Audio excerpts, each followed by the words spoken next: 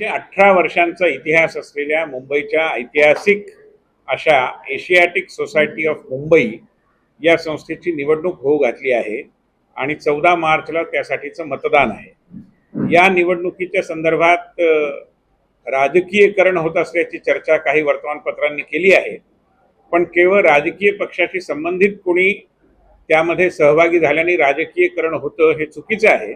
उलट गैरमार्गाने एका राजकीय पक्षाच्या खात्यातून पैसे भरून ज्या 54 जणांना सदस्यत्व देण्याचा घाट घातला गेला ती मंडळी या संस्थेमध्ये पक्षीय राजकारण आणण्याचं महापाप करतायत असा माझा आरोप आहे।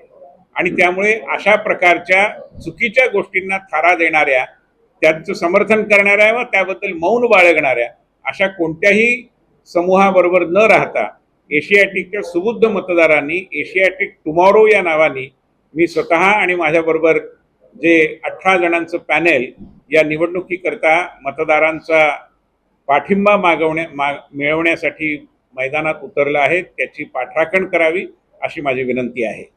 आम्ही एशियाटिकमधल्या गैरव्यवहाराला पूर्णपणे आळा घालू। एशियाटिकमध्ये आर्थिक शिस्तीचं उल्लंघन झालं आहे, ही आर्थिक शिस्त पुनर्स्थापित करू। खाजगी आणि सरकारी माध्यमातून अधिक निधी उपलब्ध करून देऊ आणि त्याद्वारे तिथल्या कर्मचाऱ्यांना न्याय मिळेल याची रचना करू। एशियाटिक अधिक लोकाभिमुख करण्याच्या प्रयत्नामध्ये एशियाटिकचा परीघ विस्तारू आणि एशियाटिकचं काम हे केवळ दक्षिण मुंबई पुरतं मर्यादित न राहता ते मुलुंड, घाटकोपर, बोरिवली, ठाणे, वसई इतक्या भागापर्यंत पोहोचेल यासाठी आम्ही आमच्या पद्धतीने काही ना काही प्रयत्न करू। तिथे लोकभाषांना मानाचं पान मिळायला हवं ते चांगल्या पद्धतीने मिळेल। मराठी, हिंदी, गुजराती या सर्व भाषांचा सन्मान केला जाईल याची चिंता आम्ही करू।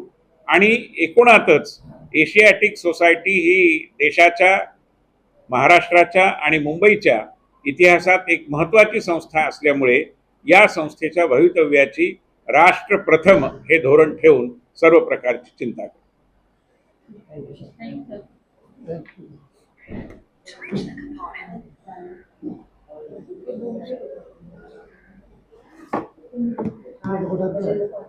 नंबर